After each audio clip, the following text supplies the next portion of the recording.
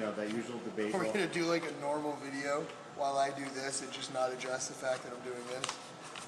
While people go, what the fuck is he doing? Yeah, Jay's making You should blur this out unless they give us money. Yeah.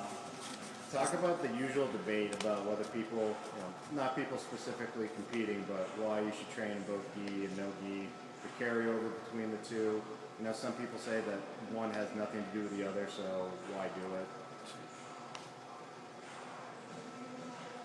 This is the problem, right?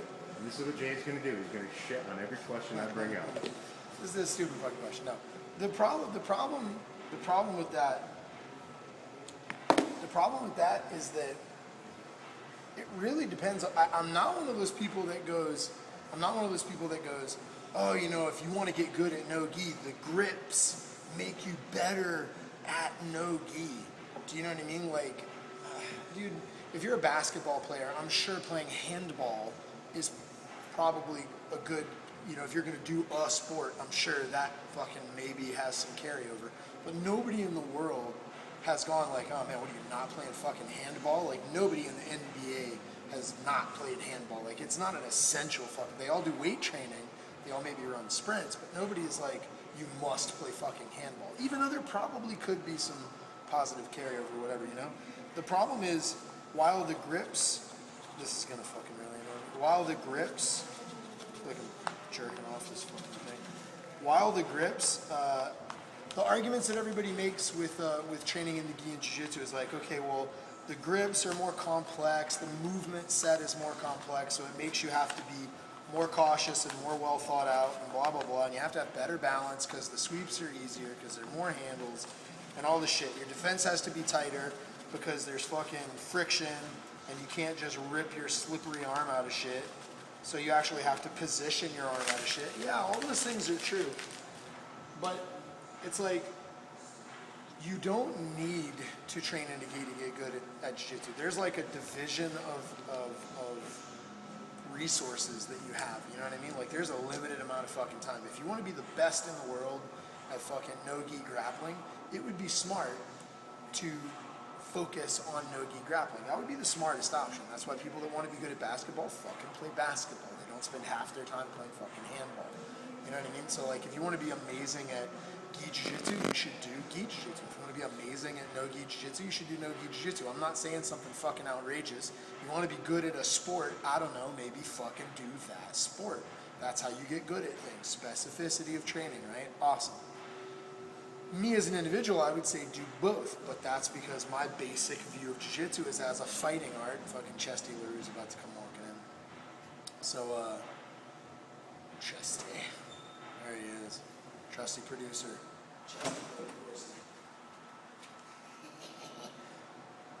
Boy, you getting ready for that black belt test, huh? You up at night thinking about it yet?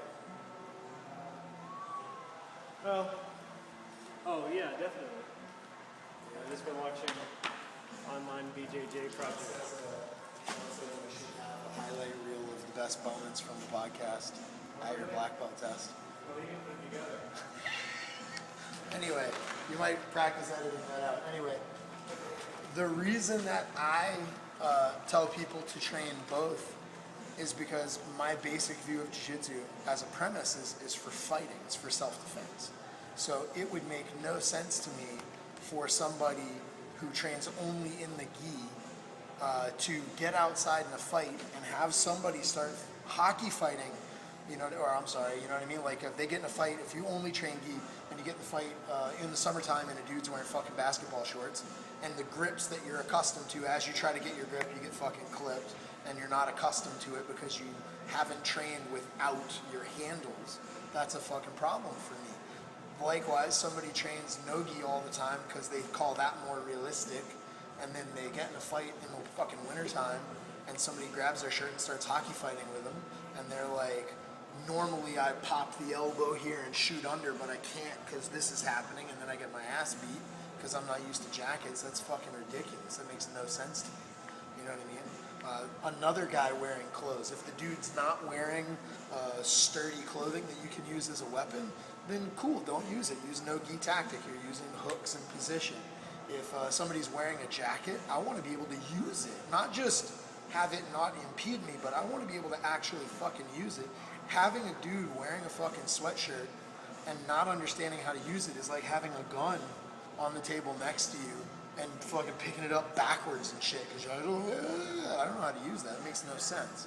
Like, you should know how to use everything in a fight. Like, if you're talking about whooping somebody's ass hand to hand, you need to be able to fight with gi, without gi. They have one, you don't. You have one, they don't. You both have, you both don't have. Doesn't matter. Like, you should be able to whoop somebody's ass upside down, sideways, backwards, with a jacket, without a jacket. It don't matter, you know? But the problem is nowadays people aren't talking about that. When people talk about jiu-jitsu, they're talking about the sport of jiu-jitsu. You know what I mean? They're arguing about the sport of Brazilian jiu-jitsu, and like, man, if you want to get good at gi jiu-jitsu, you know, shit, if you want to get good at UFC, MMA style fighting, do you wear a gi or not? If you want to get good at Abu Dhabi, do you wear a gi or not?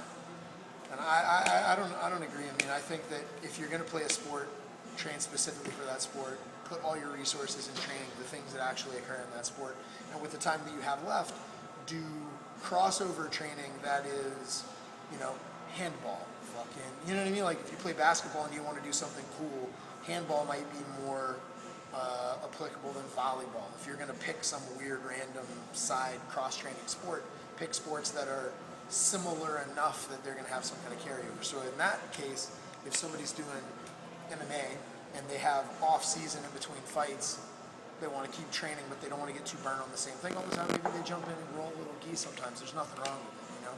But I don't think if you're missing out on the gi, you're missing out in competition, you know? I think the one argument people make that's kind of stupid is they'll go, if you look at the last 10 years, all of the champions in Abu Dhabi were people that trained in the gi. And you're like, yeah, because 10 years ago, those people that won Abu Dhabi have been training for 15, 20 years. Well, 15, 20 years ago, everybody trained in the fucking gi. It's almost impossible to find somebody that didn't come up training in the gi. Now I think it's a little different. I think you get another 10 years from now, and you're going to find people that win Abu Dhabi and win the UFC that have never ever put a gi on.